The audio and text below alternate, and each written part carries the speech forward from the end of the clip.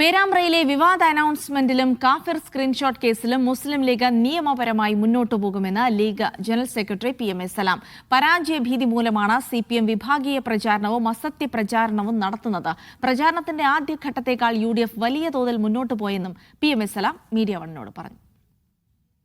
തെരഞ്ഞെടുപ്പ് പ്രചരണത്തിന്റെ ഒരുപക്ഷെ ഇനി മണിക്കൂറുകൾ മാത്രമേ ബാക്കിയുള്ളൂ എന്ന് പറയാം. ആ ഘട്ടത്തിലാണുള്ളത്. മുസ്ലിം ലീഗ് സംസ്ഥാന general secretary PM A Salam നമ്മോടൊപ്പം ഉണ്ട്. ഇനി മണിക്കൂറുകൾ എന്ന് മാത്രമേ പറയാൻ കഴിയുള്ളൂ അല്ലേ? എങ്ങനെയാണ് സംസ്ഥാനത്തുടനീളമുള്ള UDFന്റെ ഒരു തെരഞ്ഞെടുപ്പിന്റെ ആദ്യ തുടക്കത്തിനേക്കാൾ വളരെയേറെ മുന്നോട്ട് പോയിട്ടുണ്ട് UDF.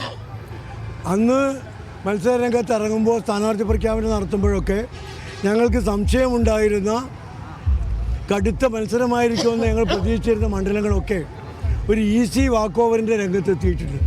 കേരളമാകെ UDFന് അനുകൂലമായി തളച്ചു മറിയുകയാണ്. ജനവികാരമാണ് അത് പ്രകടിക്കപ്പെട്ടുകൊണ്ടിരിക്കുന്നത്. കഴിഞ്ഞ തവണ നിലവിലൊരു 3 സീറ്റിന് കുറവാണുള്ളത്. ഇത്തവണ ഫുൾ അടിക്കും. ജില്ലാ പഞ്ചായത്തിൽ 100% ആണ് UDFന്റെ വിജയം. ആ വിജയം നിയമസഭാ തെരഞ്ഞെടുപ്പിലും ആവർത്തിക്കും.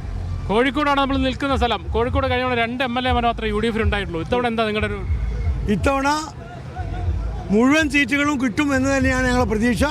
1-2 സീറ്റുകളിൽ കടുത്ത പോരാട്ടമുണ്ട്. പേരാമ്പ്രയിലടക്കം സാമുദായികമായ രീതിയിലുള്ള ഒരു അനൗൺസ്മെന്റ് വന്നു, പരാതിയുമായി മുന്നോട്ട് പോകുന്നു. തിരിച്ചും LDF UDF-എതിരെ ആരോപണം ഉന്നയിക്കുന്നു. ഇതൊക്കെ എങ്ങനെയാണ് കാണുക? അതൊക്കെ അവർ പരാജയം മുന്നിൽ കണ്ടു എന്നതാണ് മാത്രമാണ് അതിൻ്റെ തെളിവ്. കഴിഞ്ഞ പാർലമെൻറ്റ് തെരഞ്ഞെടുപ്പിൽ ഷാഫിക്കെതിരെ കൊണ്ടുവന്ന് നമ്മൾ കണ്ടില്ലേ.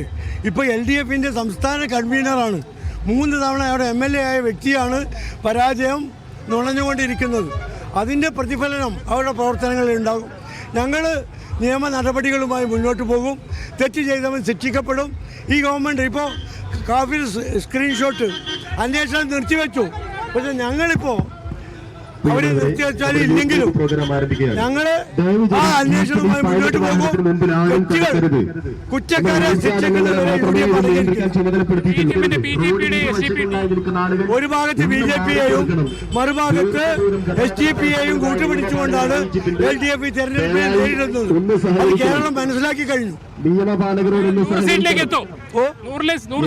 നൂറിന്റെ മുകളിൽ എത്ര കിട്ടും എന്നാ ചോദിക്കേണ്ടത്. അത് തുടങ്ങിയതുപോലെയല്ല, അതിനപ്പുറത്തേക്ക് വിജയശതമാനം ഉയർന്നു എന്ന് തന്നെയാണ് PM A Salam പറയുന്നത്. ജയ്സൽ ബാബു പിലാശ്ശേരിക്കൊപ്പം മുഹമ്മദ് അസ്ലം, മീഡിയ 1 കോഴിക്കോട്.